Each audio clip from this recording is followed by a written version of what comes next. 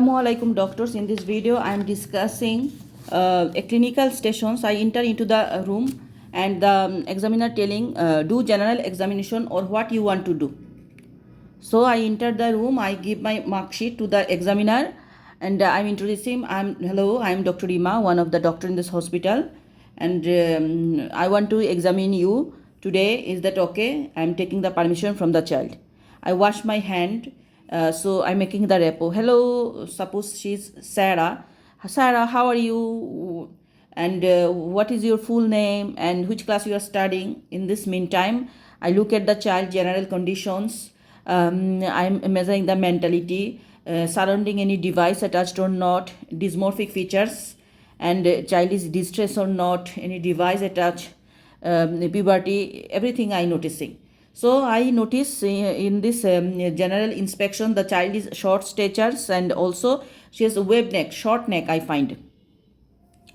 Okay, then after that I will tell the child, can you please stand? He will be she will be stand. Then I sit, I looking the leg, and she's very short, I understand. Then I would go the back from the above I find there is low posterior hairline. I'm checking in the back any scar mark, any scoliosis, anything present or not. Then I will tell him to touch his floor. Is that hyperconvex Byton score? I am checking. No, that is not positive. Then I tell the child go the door and come back. I am checking the gate. Then I am measuring the child. I am tell her stand against the wall. I am measuring from standing height and then sitting height. I find it is a proportionate short statures. Then I am telling the child that can you please do what I am doing. So first she will be put both hands together in front of me. That is, I want to see that is limb length any discrepancy present or not. No, the both limb are equal. Then put the hand in front of me. I find hyperconvex nail. And also I find there is 4th and 5th metacarpal bone. Then I tell the child make a fist. I am looking 4th and 5th short metacarpal bone. Make a star, make a fist, put hand and both together. Okay. The symmetrical. Then put your hand on the thigh. Then that is also normal. Then put your hand beside you. That is a cubitus valgus. I find wide carrying angle. Then flex your elbow, touch the shoulder like me. So flex your elbow and touch the shoulder with your thumb like me. Then it is also normal. No any rhizomelic or mesomelic shortening. On the back actually I find there is wave neck also. Then after this procedure I will tell the child, please can you please sleep on the couch. She couch in the sleep. I look at the hand, is there anemia anything. Then I'm going to the pulse. I'm checking the radioradial delay. I understand it is a case of Turner syndrome. So Turner syndrome is associated with coarctation of aorta.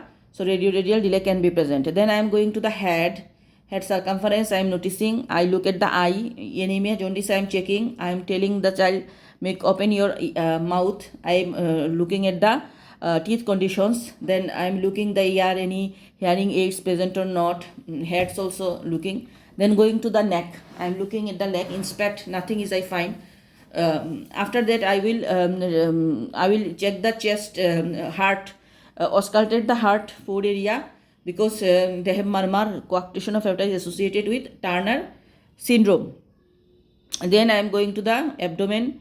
I just in abdomen I find. So in the chest also I find there is I can be find scar for heart surgery or shield chest or space nipple. I am looking at this, and some capillate spot also I am looking. And her axilla when I find there is delayed puberty.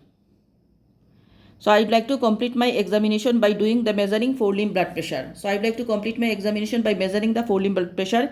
I would like to ask the mother about the history of any lower limb edema in the neonatal period, special school, hearing assessment, or having hearing aids. So I'd like to ask the mother about the any lower limb edema, any special schools, lower limb edema at the neonatal period, special school, and any hearing aids.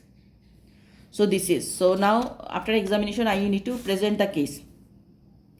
Today I examine Sarah. Sarah is suppose a 9-year-old girl. She is well communicating. During the examinations, she is short for statures, and I find short stature. I find that is a proportionate short stature, and she's well communicating, and no any distress, no any device attached. If device like hearing aids or eyeglasses, I will mention that. After that, in examination, I find that is she's proportionate short stature. I find she has some unusual features in the form of low TR, waved neck, low posterior hairline. She has fourth and fifth metacarpal bone short, and I find there is a 3D pulse, and also in her hand I find she has hyperconvex nail, short foot and feet metacarpal, wide carrying angle, ejection systolic murmur, and lower limb is unremarkable. So putting together, it is a case of proportionate short stature. On top diagnosis, it can be Turner syndrome, DD, it can be Noonan syndrome, growth hormone deficiency, other cause of short stature, any syndromic features. Okay. So suppose it is a case of Turner syndrome, the examiner asks about the management. For management purpose, first of all, I will complete my examination. So I will revise my note. I will ask the history to the mothers, and then I will run run some tests. First of all, genetic test, karyotyping 45XO I will do, and after that lab like thyroid function test, random blood sugar, sex hormones, that is increase FSH, decrease LH. There is hypergonadotropic hypogonadism. Then other celiac screening, IBD, diabetes mellitus, vitiligo screening, echocardiography I will do, because Turner syndrome associated with coarctation of aorta and bicuspid aortic valve, abdominopelvic ultrasound, horseshoe kidney and stick ovaries, ultrasound of the neck, and hearing assessment for glue eye. Then I will multidisciplinary team involved for management parts, geneticist, cardiologist, nephrologist, ENT for sensory hearing, sensory neural hearing loss, SALT, speech and language therapist, ophthalmologist, dietitian, and the GIT for celiac, endocrine for diabetes mellitus, hypothyroidism, growth hormone for short stature, estrogen for secondary sexual characters. Lies with the school because of bullying or any learning difficulty, educational psychologist, and psychological support to the family. Then I will give the treatment, growth hormone and the estrogen. The treatment of Turner syndrome is growth hormone and the estrogen. Then I will give some advice. What are the advice we give Turner syndrome? First of all, good oral hygiene, proper nutrition, diet maintain, avoid piercing and tattooing, and maintain the follow-up to the heart doctor. If needed, to prophylaxis, they will give before teeth extraction, anything. This advice. Then the examiner can be asked what is the endocrine problem in Turner syndrome. So short stature, delayed puberty, hypothyroidism, type 2 diabetes mellitus. So this is all about clinical Turner syndrome, general examinations, or what you want to do. Thank you.